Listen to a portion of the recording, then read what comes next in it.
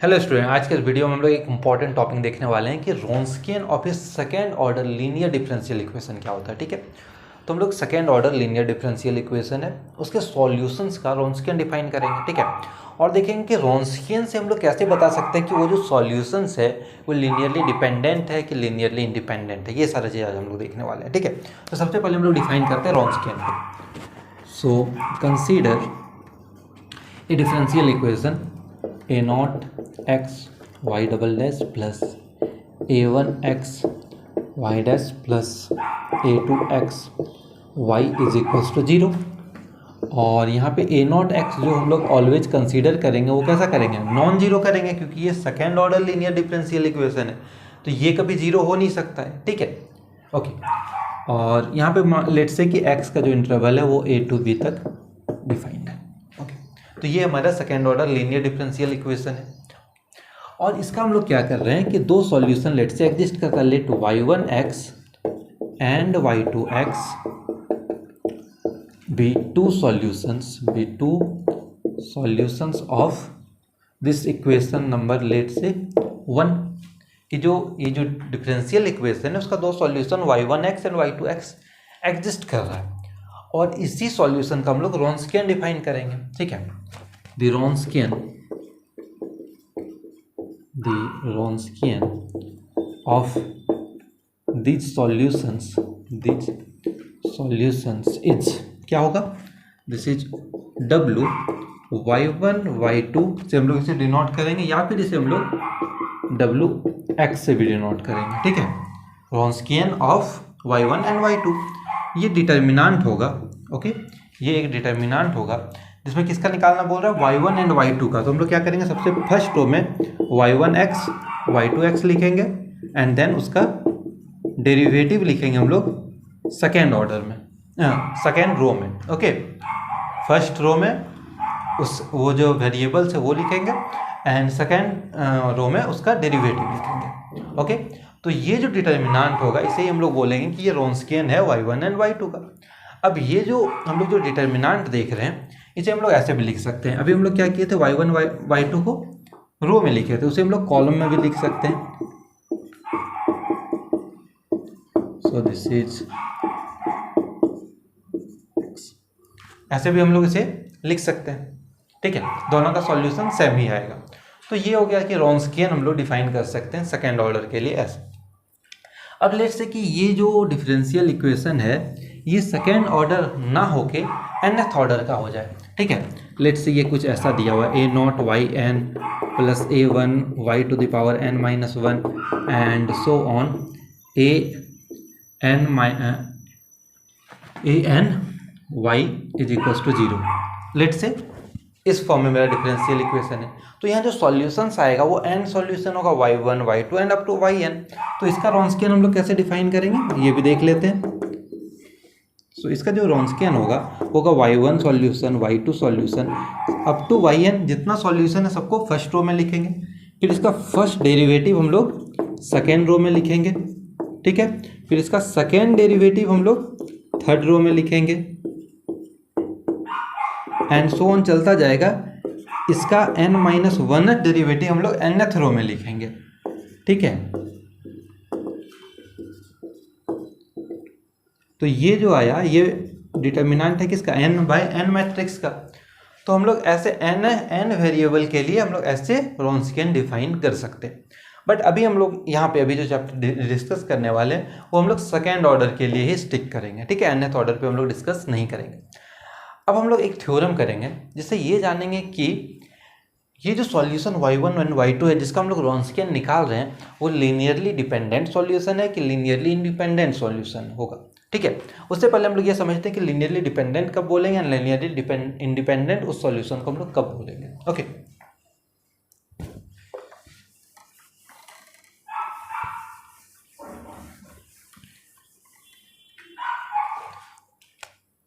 सो linearly dependent solution. तो ये जो डिफरेंशियल इक्वेशन हम लोग कंसीडर कर रहे हैं इसका दो सॉल्यूशन है y1 और y2। ये लीनियरली डिपेंडेंट कब होगा, जब there exist constant C1 and C2, दो constant C1 and C2 exist करेगा और इसके बाद क्या कंडीशन है कि दोनों जीरो नहीं होगा, नॉट बोथ जीरो। इसका मतलब दोनों साइमल्टेनियस जीरो नहीं हो रहा है। मीन्स अगर C1 जीरो है तो C2 नॉन जीरो हो गया और अगर C2 जीरो है तो C1 नॉन जीरो हो जाएगा। Such that C1y1x plus C2y2x is equal to zero, कि इसका लीनियर कम्बिनेशन सॉल्यूशन का ले लें वो जीरो आ जाए, लेकिन C1 एंड C2 क्या है, नॉट बोथ जीरो, ठीक है, साइमल्टेनियस जीरो नहीं होगा। तो ऐसे सॉल्यूशन को हम लोग बोलेंगे कि ये लीनियरली डिपेंडेंट है। ओके, और लीनियरली इंडिपेंडेंट कब होगा, तो इसके रिवर्स, जब वो लीनियरली डिपेंडेंट ना हो, मीन्स C1 ये जो स्टेटमेंट है ये जीरो हो और ये इंप्लाई करे कि C1 भी जीरो है एंड C2 भी जीरो है। तो लीनियरली इंडिपेंडेंट कब होगा, जब C1y1x plus C2y2x is equals to zero और ये इम्प्लाई करे C1 भी जीरो हो एंड C2 भी हमारा जीरो हो, ठीक है। ओके, अब हम लोग आ जाते हैं इस थ्योरम पे कि कब हम लोग रोन्सियन को देख के ये बता सकते हैं कि सॉल्यूशन लिनियरली डिपेंडेंट होगा कि लिनियरली इंडिपेंडेंट। ओके, तो थ्योरम क्या बोल रहा है ये पहले समझते हैं कि दो सॉल्यूशंस है y1x and y2x of the second order linear differential equation, ठीक है। यहाँ पे x कहाँ बिलोंग कर रहा है, a टू b तक।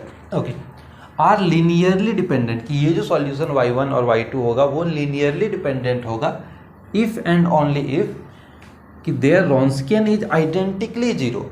मीन्स y1 और y2 का जब रॉन्स्कियन निकालेंगे तो वो पूरे इस interval x belongs to A B पे जीरो वैल्यू देगा।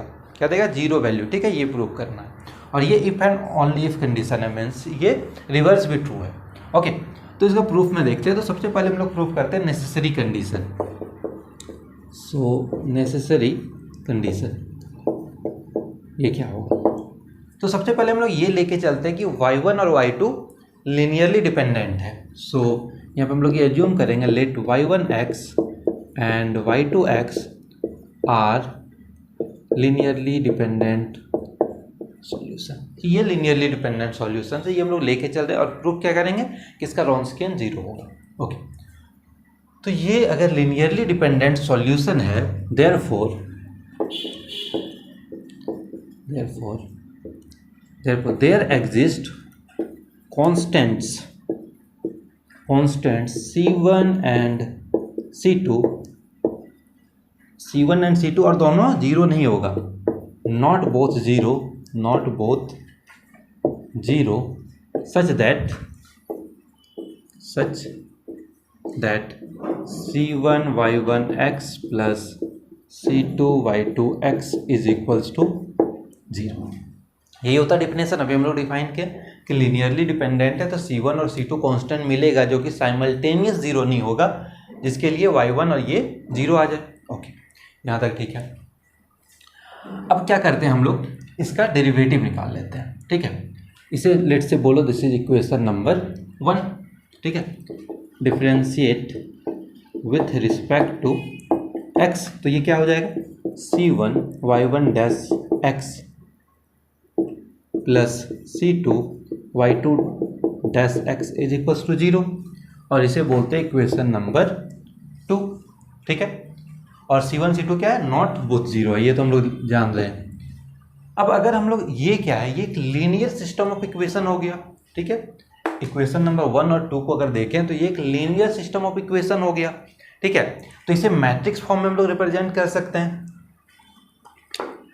Hence equation 1 and 2 can be written as, कैसे लिख सकते हैं हम लोग इसे लिख सकते हैं y1x y2x y1 dash x y2 dash x matrix. इसका प्रोडक्ट किससे होगा, C1 और C2 कांस्टेंट से, और ये वैल्यू क्या देगा, जीरो। चाहे तो हम लोग सॉल्व भी करके देख सकते हैं, C1y1x plus C2y2x is equals to zero, same चीज आएगा। तो ये इक्वेशन 1 एंड 2 को हम लोग क्या कर सकते हैं, मैट्रिक्स फॉर्म में लिख सकते हैं, साइमल्टेनियस डिफरेंशियल इक्वेशन है तो, ठीक है। अब हम लोग क्या देख रहे हैं, और यहाँ पे ये C1 C2 के बारे में मुझे क्या पता है कि ये दोनों जीरो नहीं है, मीन्स C1 C2 कैसा है, एक नॉन जीरो सॉल्यूशन है हमारा। और कोई भी अगर हमारे पास एक मैट्रिक्स इक्वेशन है, ठीक है, मैट्रिक्स लीनियर इक्वेशन है ax इज इक्वल्स टू 0, तो इसका नॉन जीरो सॉल्यूशन कब मिलता है? जब determinant of a equals to हो जाए हमारा 0, तो ये क्या देगा हमें? Non zero solution of x मिलेगा। अगर x का हमें नॉन जीरो सॉल्यूशन चाहिए तो उसके लिए क्या करना होगा? डिटर्मिनेंट ऑफ a को 0 से इक्वेट करना होगा।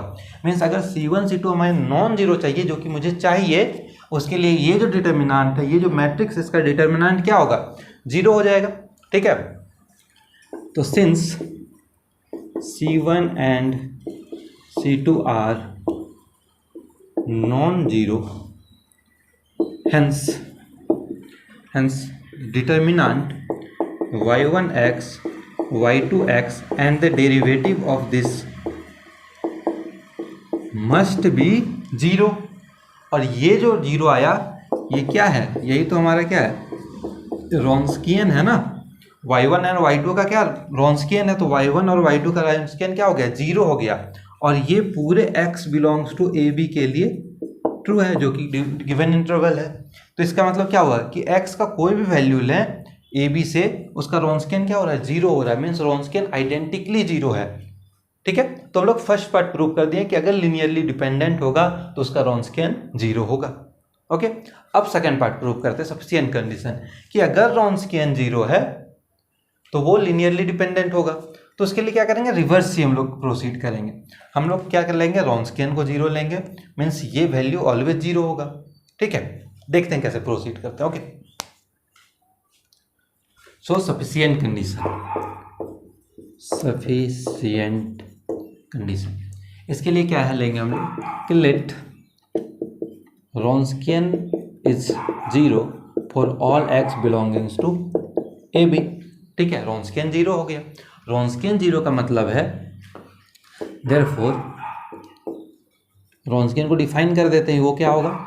This is y1x y2x y1-x y2-x is equals to 0। ठीक है, ये 0 होगा और ये for all x belongings to A B. Okay, तो रॉन्स्कियन 0 है, ये लेके चल रहे हैं और एल डी प्रूफ करना है। अब ये सारे x के लिए ट्रू है ए बी से, तो हम लोग यहाँ से एक पॉइंट ले लेते हैं। लेट्स से x0 बिलोंग कर रहा है इस इंटरवल में, उसके लिए भी ट्रू होगा। ठीक है, तो हम लोग यहाँ पे ये एज्यूम करते हैं कि let x is equals to x0 belongings to the interval A B, then this y1x0 y2x0 y1-x0 and y2-x0 is equals to 0।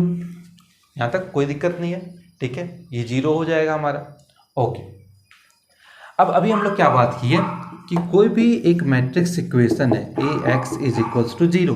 ठीक है, और अगर इसका डिटर्मिनेंट a 0 है, इसका ये मतलब होता है x क्या होगा? हमारा नॉन जीरो सॉल्यूशन होगा। मीन्स नॉन ट्रिवियल सॉल्यूशन होगा, नॉन जीरो सॉल्यूशन देगा x। ठीक है, जब डिटर्मिनेंट 0 होगा। तो यहाँ पे देख रहे हैं कि कोई भी हमारा एक डिटर्मिनेंट है जो कि 0 आ रहा है, इसका ये मतलब हुआ कि इससे इसका जो सॉल्यूशन होगा वो क्या होगा? नॉन जीरो सॉल्यूशन होगा। ठीक है, hence there exist constants, let's say c1 and c2, not both 0, such that क्या हो जाएगा? c1 y1 x0 plus c2 y2 x0 is equals to 0 and c1 y1 dash x0 plus c2 y2 dash x0 is equals to 0। ठीक है, यही ना होगा, क्योंकि इसे फिर से हम लोग मैट्रिक्स फॉर्म में लिख सकते हैं और यहाँ तक जा सकते हैं ना। क्या कर रहे हैं? जो अभी हम लोग स्टेप 1 में किए हैं नेसेसरी कंडीशन में, उसे रिवर्स कर रहे हैं। ओके, तो इसके लिए क्या हो गया? दो कांस्टेंट एग्जिस्ट किया जो कि 0 नहीं है, और इस तरह उसे हम लोग लिख सकते हैं। Say this is equation number I guess 2 तक हुआ था ना, तो this is equation number 3। Okay, अब हम लोग क्या कर रहे हैं? लेट एक y(x) डिफाइन कर रहे हैं जो कि लीनियर कम्बिनेशन है y1x और y2x का। डिफाइन कर सकते हैं, बिल्कुल कर सकते हैं। क्या है, वाई एक्स डिफाइन किया c1y1x प्लस c2y2x, और चूंकि y1 और y2 क्या सॉल्यूशन है तो उसका लीनियर सॉल्यूशन है। इसका ये मतलब हुआ hence yx is also a solution of 1। जो डिफरेंशियल इक्वेशन 1, जो भी डिफरेंस यहाँ पे हम लोग 1 नहीं दिए हैं अगर, is also a solution of given differential equation. ठीक है, तो ये वाई एक्स भी क्या होगा, गिवन डिफरेंशियल इक्वेशन का सॉल्यूशन होगा, क्योंकि लीनियर कॉम्बिनेशन ऑफ सॉल्यूशंस है। ओके, अब हम लोग क्या करते हैं, वाई एक्स का वाई डैश एक्स निकाल लेते हैं। So this is c1 y1 dash x plus c2 y2 dash x निकल गया। ठीक है, ये निकल गया।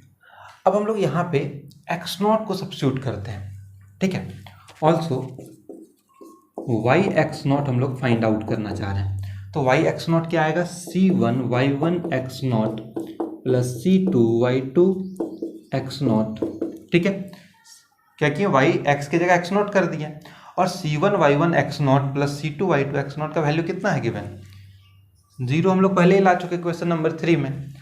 And y dash x naught का भी वैल्यू हम लोग फाइंड आउट करते हैं। अभी वाई डैश एक्स नॉट निकालें, तो this is c1 y1 dash x not plus c2 y2 dash x not, और इसका वैल्यू फिर से गिवन है 0। तो हम लोग क्या देख रहे हैं कि वाई एक्स नॉट का वैल्यू भी 0 है and y dash x naught का भी वैल्यू 0 है। ओके, अब हम लोग कैसे प्रोसीड करेंगे। सो इतना मैं रेज कर रहा हूँ।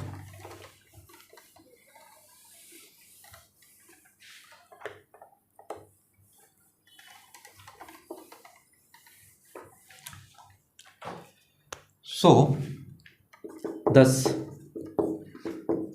we have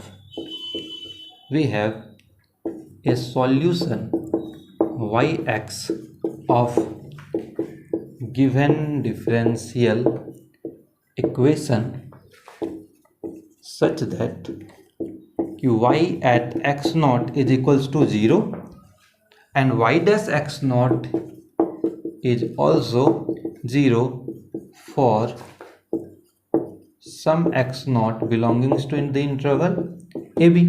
ठीक है, कि वाई एक्स मेरा एक सॉल्यूशन है गिवन डिफरेंशियल इक्वेशन का, जिसके लिए कोई एक पॉइंट हम लोग पुट कर रहे हैं, वाई एक्स नॉट तो 0 दे रहा है, उसका डेरिवेटिव पे भी वो 0 दे रहा है। इसका ये मतलब हुआ, ठीक है, इसका ये मतलब हुआ दिस इम्प्लाइज कि y x is identically 0, y x is identically 0 for all x belongings to the interval A B, क्योंकि एक्स नॉट क्या एक आर्बिटरी पॉइंट है, उसके लिए अगर ये वाई एक्स नॉट भी 0 दे एंड उसका डेरिवेटिव भी अगर 0 दे दे उस सॉल्यूशन के लिए, तो वाई एक्स क्या हो जाएगा, ऑलवेज आइडेंटिकली 0 होगा। ये जो लाइन है ये हम लोग हर समय यूज करते रहेंगे थ्रू आउट दी रोन्स्कियन के थ्योरम्स में। ओके, तो क्या आ गया, वाई एक्स 0 आएगा। दिस इम्प्लाइज वाई एक्स का वैल्यू क्या है हमारा कि c1 y1 x plus c2 y2 x is equals to 0 आ गया for all x belongings to A B, कि ये जो दोनों है इसका जो सम है लीनियर कॉम्बिनेशन वो 0 आएगा। लेकिन हम लोग c1 और c2 को कैसे डिफाइन किए थे, यहाँ पे c1 c2 तो पहले से डिफाइन था कि वो नॉट बोथ 0, कि वो दोनों साइमल्टेनियस 0 नहीं होगा। And c1 and c2 are not both 0। ठीक है, ये 0 हो रहा है बट c1 c2 दोनों एक साथ 0 नहीं हो रहा है। इसका ये मतलब हुआ this imply that y1x and y2x are linearly dependent, क्योंकि वही तो डिफिनेशन है लीनियरली डिपेंडेंट का, कि ये दोनों क्या आ गया, लीनियरली डिपेंडेंट आ गया। ठीक है, ओके, तो ये हो गया कि रोन्स्कियन अगर 0 होगा किसी भी चीज़ का तो वो लीनियरली डिपेंडेंट होगा, और लीनियरली डिपेंडेंट है तो रोन्स्कियन 0 होगा। अब सेम थ्योरम हम लोग स्टेट कर सकते हैं लीनियरली इंडिपेंडेंट के लिए, क्या कि कोई भी इक्वेशन लीनियरली इंडिपेंडेंट होगा अगर उसका रोन्स्कियन किसी भी पॉइंट्स पे 0 ना हो, क्योंकि एक भी पॉइंट पे 0 नहीं होना चाहिए। ओके, कि उसका अगर रोन्स्कियन हम लोग निकालें तो किसी भी पॉइंट पे वो 0 ना हो, तो क्या हो जाएगा, वो लीनियरली इंडिपेंडेंट हो जाएगा। ओके, रोन्स्कियन का और एक प्रॉपर्टी हम लोग करते हैं, वो हम लोग नेक्स्ट वीडियो में प्रोसीड करेंगे। ओके, मिलते हैं नेक्स्ट वीडियो।